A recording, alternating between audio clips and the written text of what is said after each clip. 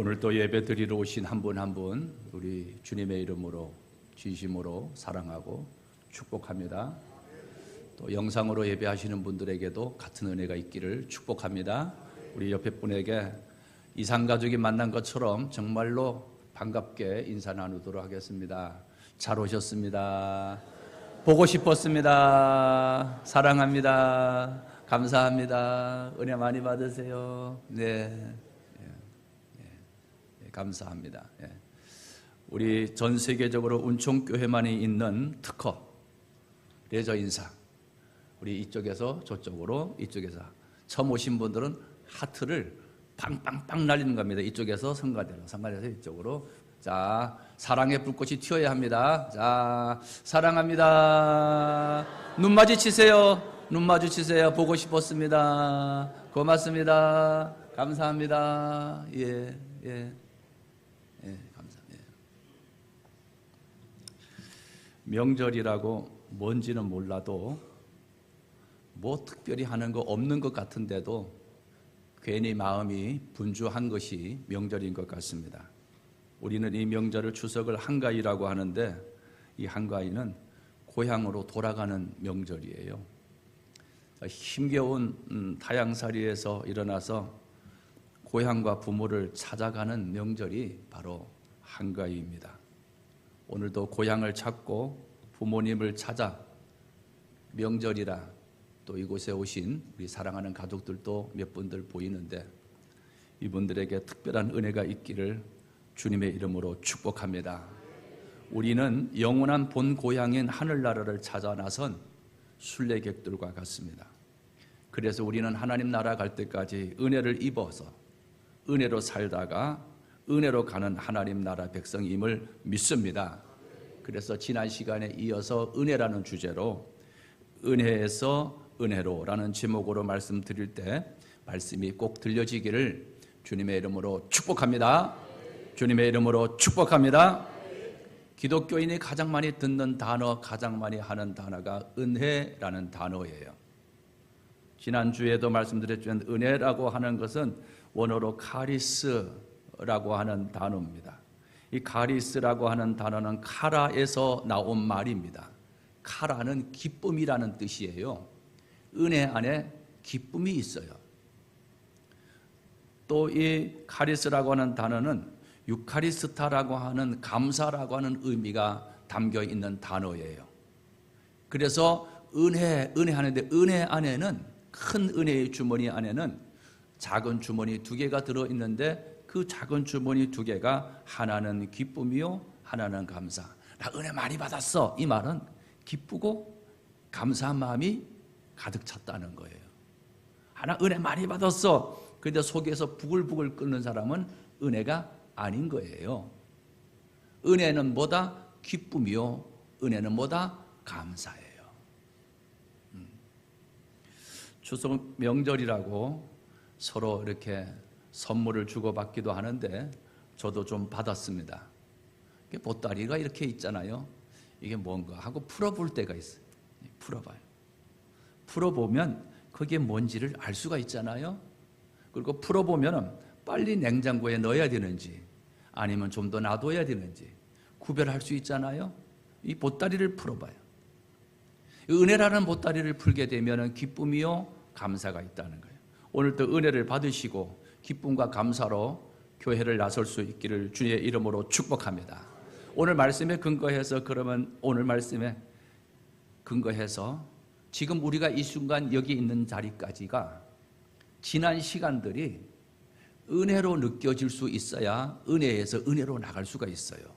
내가 여기 살아 있음이 이 자리에 있음이 은혜라고 하는 나는 여기 살아 있는 게 은혜야. 내가 오늘 예배 드리는 게 은혜야. 내가 이 자리에 있는 것이 은혜야. 지금까지 지나온 삶의 모든 여정들이 은혜라고 하는 것으로 고백할 수 있어야 해요. 오늘 본문 24장 1절에 아브라함이 나이가 많아 늙었고 여호와께서 그에게 범사에 뭘 주셨더라? 복을 주셨대. 누가 주셨더라? 여호와께서. 여기 복을 주다라고 하는 동사는 바라크라고 하는 동사예요. 복을 주다. 뜻은 풍성하게 하다. 복을 주다, 풍성하게 하다. 여러분, 풍성한 은혜가 있기를 원합니다. 풍성한 축복이 있기를 원합니다. 그 다음에 이 바라크라는 뜻은 풍성하다라고 하는 뜻만 아니라 동시에 무릎을 꿇는다 이런 의미도 있어요.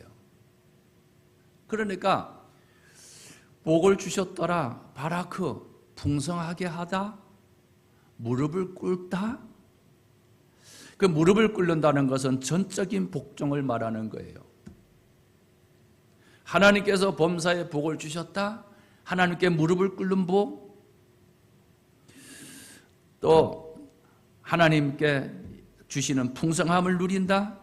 그 무릎을 꿇는다는 것은 복종을 뜻하는 건데, 하나님의 복은 무릎을 꿇는 사람에게, 복종 사람에게 주어지는 것임을 오늘도 우리에게 드러내주고 있습니다. 그래서 1절에서 하나님이 아브라함에게 복을 주셨다,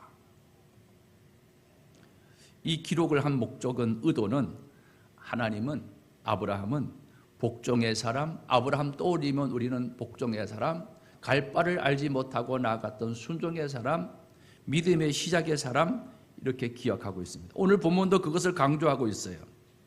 아브라함이 복종함으로 받은 은혜, 순종함으로 받은 은혜를 말해요. 그래서 공식이 나와요. 복은, 여기서 복은 엎드리는 건데 복종인데, 복은 순종이구나. 그렇다면 순종이 복이구나. 그렇다면 순종 없는 복은 없구나. 순종만이 복이구나. 그래서 복이 뭐다? 순종이다. 순종이 복이다. 순종 없는 복은 없다. 순종만이 복이 된다는 거예요. 지난 시간에 은혜라는 고백으로 첫 단락을 시작하는데요, 저는 참 은혜를 많이 받은 사람이에요. 여기 철원이 강원도라고 그러지만 철원은 사실은 강원도 느낌이 잘 나지를 않아요.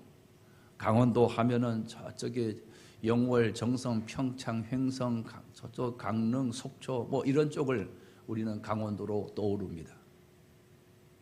저는 강원도 산골짜기 정선에서 태어나 깡촌 사람이 목사가 되어서 오늘 여러분의 담임 목사로 이 자리에 섰습니다. 얼마나 큰 은혜인지 몰라요. 군대 생활할 때 강원도 출신이라고 놀림도 많이 받았습니다. 왜 이름을 놔두고 야 비탈 이렇게 불러요? 야 비탈. 그러면 예 라라라라 일병 김영석 노노노노. 그렇다고 여러분 저보고 비탈이라고 부르시면 안 됩니다. 저는 비탈 출신이에요. 눈을 떠도 옥수수, 눈을 감아도 옥수수, 이리 봐도 비탈이요, 저리 봐도 비탈이요. 앞에도 산이요, 뒤에도 산이요. 아침에도 감자요, 저녁에도 감자요. 이런 사람이 하나님의 은혜를 입어 목사가 된 지난 날이 저는 은혜예요. 은혜. 여러분의 개인적인 삶 하나하나가 우여곡절을 지나고 한숨 쉬고 탄식하고 꼭 죽고만 싶었던 시절들이 지나갔지만 그 모든 지난 과정들이 이 시간 고백되어지기는, 그럼에도 불구하고 하나님의 은혜가 있었기에 내가 오늘 이 자리에 있다고 하는 것이 이 시간 출발점이 돼야 됩니다. 이 자리에 있는 것이 은혜임을 믿습니다. 그래서 제가 이 이야기를 했더니 어떤 분이 이렇게 해요. 목사님, 강원도라고 갇힌 강원도가 아니래요. 그 사람은 춘천 출신인데요. 춘천이 강원도잖아요. 저는 비탈이 아닙니다. 평지 강원도입니다. 이러더라고요. 저는 꿈만 같은 은혜를 입었어요. 은혜를 입었어요. 그래서 나의 나된 것은 하나님의 은혜라는 고백을 드리는데, 사도행전 고린도전서 15장 10절 사도 바울이 이런 고백을 하여요. 내가 나된 것은 하나님의 은혜로 된 것이다. 그래요. 사도 바울의 역할을 할 수 있었던 것은 전적인 하나님의 은혜래요. 그래서 내게 주신 그의 은혜가 헛되지 아니하여 모든 사도보다 내가 더 많이 수고하였으나 내가 한 것이 아니요 오직 나와 함께 하신, 함께 읽습니다, 하나님의 은혜로다. 10절 이 한 절에 하나님의 은혜라는 말이 3번이나 나와요. 은혜, 은혜, 은혜. 사실은 여러분 우리 말끝마다 하나님의 은혜라는 말이 많이 나와야 돼요. 우리의 대화 속에 아유 하나님의 은혜지, 아유 하나님의 은혜예요. 이 우리의 서로 주고받는 대화 가운데 하나님의 은혜라는 말이 많으면 많을수록 좋아요. 아멘입니까? 아멘입니까?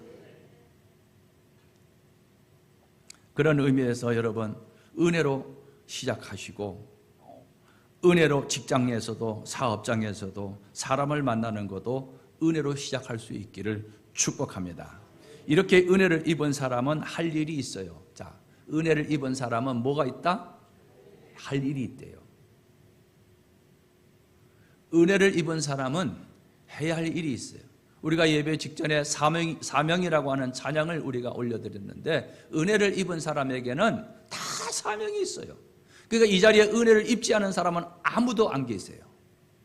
다 은혜를 입었거든요. 은혜를 입었기 때문에 이 자리에 있는 거거든요. 이거를 깨닫는 사람이 은혜하고 감사하고 기뻐하지, 은혜를 입었음에도 불구하고 깨닫지 못하는 사람이 있어요. 은혜 많이 받았습니다 라고 하는 말은 깨달았습니다 라고 하는 의미예요. 우리가 은혜를 많이 입었는데 그 은혜를 깨닫지 못하는 분이 계세요. 깨닫는 분이 기뻐하고 감사할 수 있는 거예요. 아멘입니까?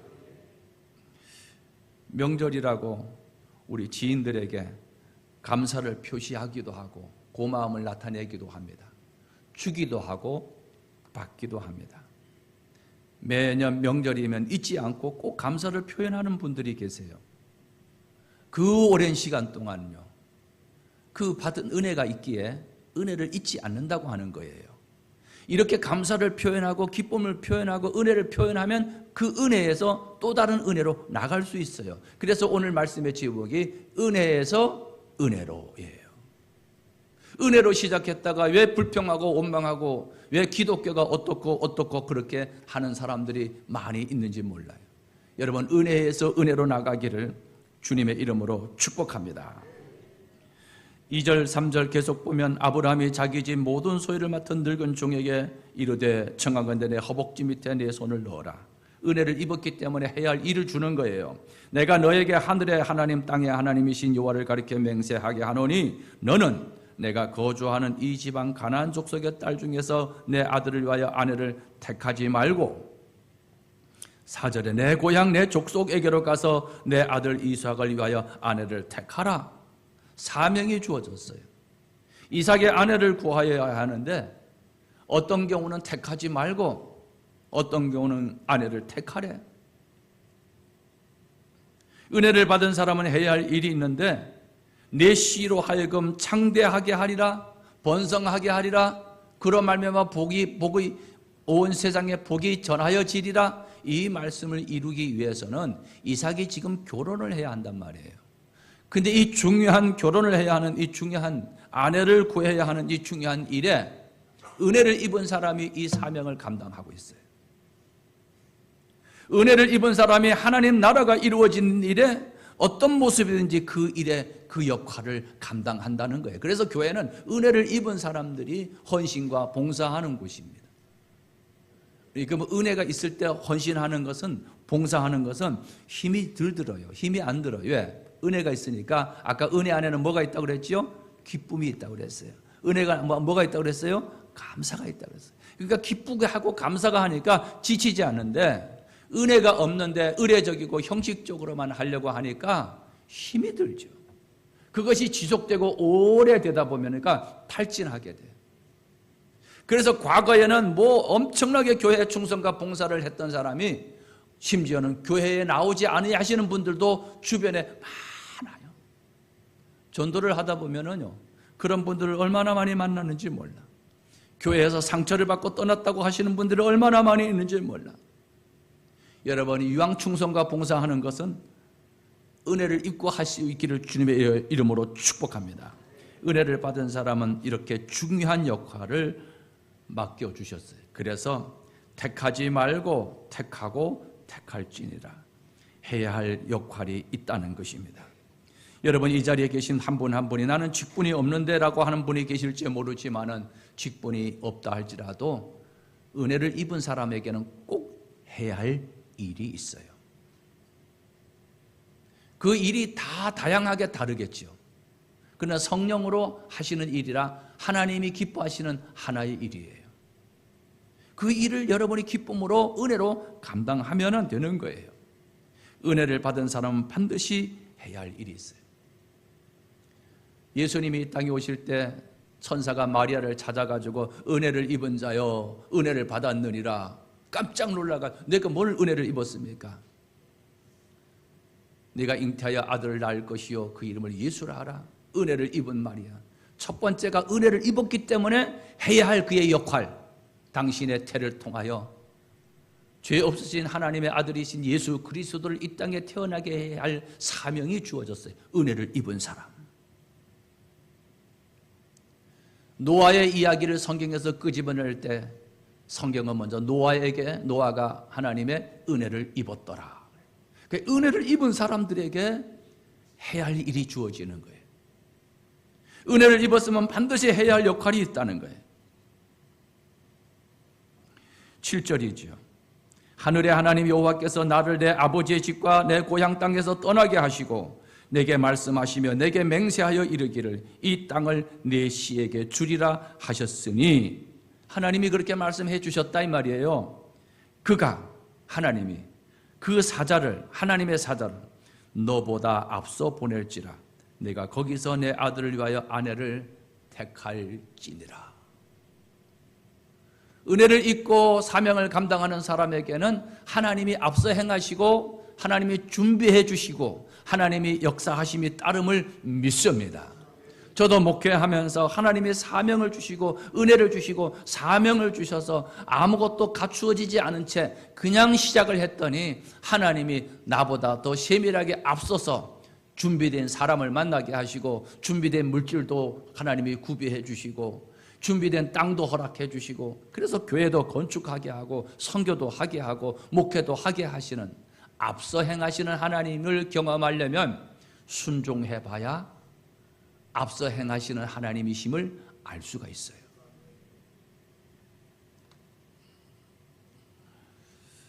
그러므로 여러분, 교회 봉사도 찬양단도 교사도 어떤 일이든 은혜를 받고 은혜로 감당할 수 있기를 주님의 이름으로 축복합니다. 은혜로 하면 감사가 되고 감사로 하면 축복이 되지만 율법으로 하면 딱딱해지고 불평이 생기고 복이 되지 않습니다. 그러므로 나의 신앙생활이 힘들다고 느껴지면 하던 일을 잠시 멈추고 하나님의 은혜를 구하셔야 돼요. 주여 내게 은혜를 주옵소서. 민수기 6장 25절 말씀에 이렇게 기록하고 있어요. 여호와는 그 얼굴을 내게 비추사 은혜 베푸시기를 뭐한다? 원하며. 이렇게 아론과 아론의 자손들이 백성들에게 이렇게 축복을 하면, 은혜 베푸시기를 원한다 축복하면 하나님께서 시행을 하신다는 거예요. 은혜를 주신다는 거예요. 그럼 여러분 자꾸 은혜를 구하셔야 돼요. 은혜를. 자, 그런데 은혜를 입은 사람에게는 분명한 기준이 있어요. 교회에서 회의를 많이 하잖아요. 회의가 항상 즐겁고 기쁘고 감사함으로만 끝나는 게 아니더라고요. 꼭 회의를 하면 목소리 높고 언성이 높아지는 사람들이 있어요. 자기 주장만을 되풀이하는 경우가 생기지요. 저마다 양보하지 않습니다. 서로 옳다고 주장하게 되니 피로도가 쌓이게 되죠. 그런데 어떤 사람이 저 은혜롭게 합시다, 좀 은혜롭게 합시다, 이런 사람이 있어요. 맞는 말 같기도 하지만 맞지 않은 말이에요. 은혜에는 분명한 기준이, 룰이 있어요. 규칙을 무시하고 은혜를 기대해서는 안 돼요. 은혜는 규칙이 있어요. 여러분, 부부 사이가 아무리 가까워도 지켜야 될 규칙이 있어요. 가까울수록 은혜로운 관계일수록 지킬 것이 있는데, 은혜로운 관계가 있을 때 지키지 않으면 나중에 그것이 문제가 돼요. 가까울수록 가깝다고 임을 없다고 그냥 쉽게 말하는 것, 서로가 좋았을 때는 그것이 아무런 문제가 되지 않지만은 조금이라도 은혜가 조금이라도 떨어지게 되면 그것이 문제가 되기 시작해요. 그래서 오늘 본문에 택하지 말라, 택하라 기준이 있어요. 은혜를 입은 사람 택하지 마라, 안 돼, 해 라고 하는 기준이 있었다는 거예요. 내가 은혜로 산다고 하는 것은 하지 마라, 해 라고 하는 것을 지키는 것이 은혜예요. 그냥 두리뭉실 그냥 무조건 좋은 게 아니야. 이래도 좋고 저래도 좋고가 아니라 아니, 예스, 노 이렇게 분명한 것이 은혜의 삶이에요. 에덴 동산에서 아담과 하와 부부에게 각종 열매를 먹어라, 그러나 선악을 알게 하는 나무의 열매는 먹지 말라, 먹어라, 먹지 말라, 하라, 하지 마라와 사이에서 우리는 늘 갈등하고 있어요. 은혜를 입은 사람은 하라와 하지 마라가 분명해지기 시작해요. 예배 드려라, 헌금 드려라, 전도해라, 기도해라, 봉사해라, 사랑하라, 하라 하면 됩니다. 하지 마라, 꿍시렁 하지 마라. 좀 뭘 그렇게 뒤에서 투덜투덜 하냐. 원망하지 마라, 불평하지 마라, 예배 시간 늦지 마라. 여러분, 은혜가 있을수록 하라와 하지 마라는 기준이 있다는 거예요. 여러분의 기준이 있다는 거예요. 은혜를 입은 사람은 계속 은혜를 구해야 돼요. 창세기 24장 12절 말씀, 그가 이르되 우리 주인 아브라함의 하나님이 여호와여 원하건대 오늘 나에게 순조롭게 만나게 하사 내 주인 아브라함에게 은혜를 베푸시옵소서. 아브라함의 늙은 종이 이 이삭의 아내를 구하기 위하여 자신이 살고 있는 곳에서 800km나 떨어져 있는 메소포타미아로 가서 나홀이라고 하는 성에 이르렀습니다. 800km를 걷고 왔으니 얼마나 피곤했겠습니까? 도착하여 하나님께 구하는 기도입니다. 우리 주인 아브라함의 하나님 여호와여, 내가 800km를 걸어 여기 왔나이다. 오늘 나에게 순조롭게 그 여인을 만나게 하사 내 주인 아브라함에게 은혜를 베풀어 달라고. 그런데 오늘 본문은 이 말씀을, 이 이야기를 하고 나서 바로 눈을 떴는데 바로 리브가가 물동이를 가지고 물을 뜨러 왔습니다. 그래서 그걸 알아보니까 바로 찾던 여인이었어요. 금방 하나님이 하셨어요. 이것을 우리 운천교회 버전으로 하면, 자, 한번 해보겠습니다. 하나님이 하시면 너무너무 쉬웠어요. 그러므로 우리가 충성과 봉사를 할 때 은혜를 구하시면서 하셔야 돼요. 할 수 없는 그 일을 하나님이 하게 해달라고 은혜를 구하실 수 있어야 돼요. 은혜를 잊고 충성과 봉사의 자리를 지킬 수 있기를 주의 이름으로 축복합니다. 주님의 이름으로 축복합니다. 그런데 어디에서 은혜를 구했습니까? 가나안에서부터 메소포타미아까지 걸어와서 800km 이상을 거리를 걸어와서 그 자리에서 은혜를 구하지요. 이것은 순종의 현장에서 은혜를 구했다는 거예요. 내가 말씀에 순종하면서 은혜를 구한다는 거예요. 여러분이 사업장에서 은혜를 구하시고 운전하는 운전석에서, 일터에서, 영업의 현장에서 사람을 만나러 가면서 은혜를 구할 수 있기를 축복합니다. 저는 누구를 만난다 그러면 습관적으로 무슨 말을 할까요? 어떤 이야기를 들을까요? 이 만남이 주여 유익이 되게 해주세요. 은혜를 주고받는 자리가 되게 해주세요. 아주 습관적으로 기계처럼 쑥쑥쑥쑥 이게 지나가요. 그리고 만나는 것과 아무런 생각 없이 만나는 것과는 차이가 엄청나게 져요. 여러분, 누구를 만날 때 은혜를 구하고 만날 수 있기를 원합니다. 특별히 사업에 중요한 미팅을 하는 중요한 사람을 만날 때 여러분 은혜를 구하면서 만날 수 있기를 주님의 이름으로 축복합니다.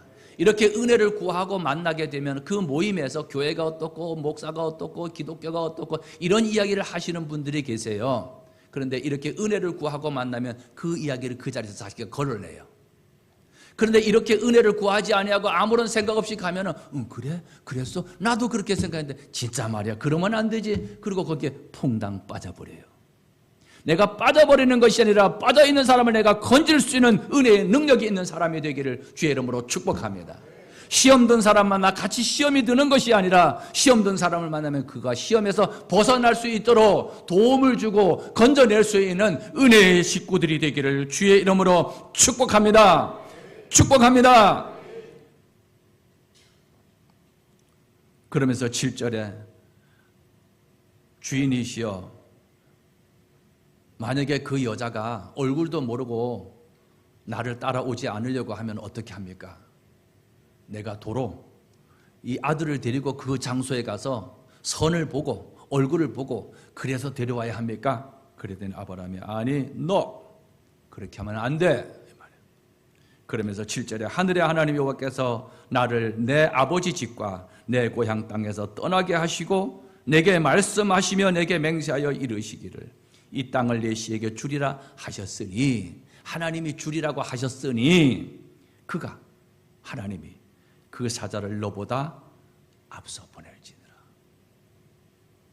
저는 목회하면서 하나님이 저보다 앞서 행하심을 수없이 경험해 봤습니다. 준비돼서 하는 게 아니에요. 순종을 하면 거기에 하나님이 앞서 행하시고 준비된 하나님의 은혜가 있음을 저는 경험을 해봤어요. 아, 그렇구나. 그러니까 주님의 일은 다 갖춰놓고 하는 게 아니에요. 무슨 재정으로 그걸 하려고 그러냐고 재정을 갖춰줘서 하는 게 아니에요. 하나님의 감동이 임하면, 순종을 하면 나도 모르는 재정을 하나님이 준비하고 계시다고요. 아멘입니까? 무슨 우리가 돈이 있어서 선교사를 파송하느냐고, 성령의 감동을 따라 하면 그에게 할 수 있는 물질과 인력을 하나님이 미리 준비해 두고 계심을 믿습니다. 저는 네팔 선교회 하면서 그걸 수없이 경험하잖아요. 지금도 제 앞으로 1,800만 원이라는 돈을 매월 네팔 선교사에게 보내잖아요. 개척하면서 24평 그 지하 개척교회에서 선교사를 파송하면서 하나님 어떻게 해요? 나도 먹고 살기 힘든데요. 어떻게 해요? 했잖아요. 하잖아요. 없어서 못해요가 아니라 한 발 내디디면 은혜가 따르고 예비된 은혜가 따름을 믿습니다. 우리는요, 뭐 갖춰놓고 하나님 주시면요, 내가 주시면 이거 드리겠다고. 아니, 없는데 지금 드리기 시작하면 더 크게 드릴 수 있는 은혜가 따름을 믿습니다. 그래서 우리는 자꾸 뭘 갖춰놓고 하려고 그래요. 이게 이렇게 되면 이렇게 하겠다는 거예요. 주의 일은 진행 중에 역사하십니다. 이 물을 떠다가 갖다 줘. 아니, 이게 물인데 줘. 순종하니 물이 포도주가 되는 것을 누구만 알더라? 물도 온 하인들만 알더라. 순종해 본 사람만이 은혜를 알아요. 순종해 본 사람만이 앞서 행하시는 하나님의 은혜를 경험할 수가 있어요. 여러분, 말씀을 듣고 아무것도 액션을 취하지 아니하면은 이 앞서 행하시는 은혜, 준비된 은혜를 우리가 맛볼 수가 없어요. 성령의 감동이 여러분에게 임하면 그것이 어떤 감동이든 그냥 한 발 내딛고 순종해 보시면 내가 하는 것이 아니라 그 이후에는 누가 하신다? 하나님이. 이것을 우리 운천교회 버전으로 뭐라고 말해요? 하나님이 하시면 됩니다. 하나님이 하시면 쉬워도 너무 쉬워. 여러 여자가 온 중에 고르는 게 아니야. 딱 첫 번째 온 그 여자 리브가였어요. 너무너무 쉬웠어요. 자, 한번 해보겠습니다. 하나님이 하시면, 하나님이 하시면, 이번 명절에 제가 몇 가정들에게 숙제를 나눠줘서 유언을 하라고. 연로하신 분들, 우리 가족들을 만났을 때 내가 죽으면 장례 예배는 이렇게 해야 된다. 내가 죽으면 제사는 이렇게 해야 된다. 내가 죽으면 너희는 신앙생활을 이렇게 해야 된다. 그렇게 분명하게 유언을 하라고. 그 유언 한마디 하지 않았기 때문에 부모가 돌아가시면은 기독교로 해야 된다, 아니면은 일반으로 해야 된다, 뭐 상을 차려놔야 된다, 꽃을 얹어야 된다, 목사님이 해야 된다, 아니다. 형제들이, 믿는 형제와 안 믿는 형제들이 다투게 되죠. 살았을 때 자식이 믿지 않아도 내가 죽으면 이렇게 해라. 라고 말 한마디만 했더라면 그냥 깨끗해질 때 말이죠. 밭이 있고 집이 있는데 큰아들을, 작은아들, 큰딸, 작은딸 목숨 이거다. 그렇게 한마디 구분만 분명하게 주어졌다면 죽은 다음에 재산 문제로 다투지 않았을 터인데 말입니다. 그래서 제가 명절이면 그렇게 자꾸 시켜요. 자꾸만 그렇게 시켜요. 그래야 돼요. 은혜는 생활 속에서 떠나 뚝 떨어지는 것이 아닙니다. 오늘도 들려진 말씀에 순종하면 앞서 행하시는 하나님의 은혜가 따를 줄로 믿습니다. 명절을 맞으며 가족들에게 은혜가 전달되기를 원합니다. 그 은혜는 기쁨이요 감사, 서로에게 기쁨이 전달되고 감사가 전달되고 감사가 가고 기쁨이 오고 아멘입니까? 그래서 제가 표현하기를 이래도 감사, 저래도 감사 한번 해보겠습니다. 우리 연기를 하면서 자 이래도 저래도 하셔야 돼요. 그래야 안 잊어버려요. 자 이래도 저래도 구호 한번 외치고 말씀 마칩니다. 자 구호 하나님 하시면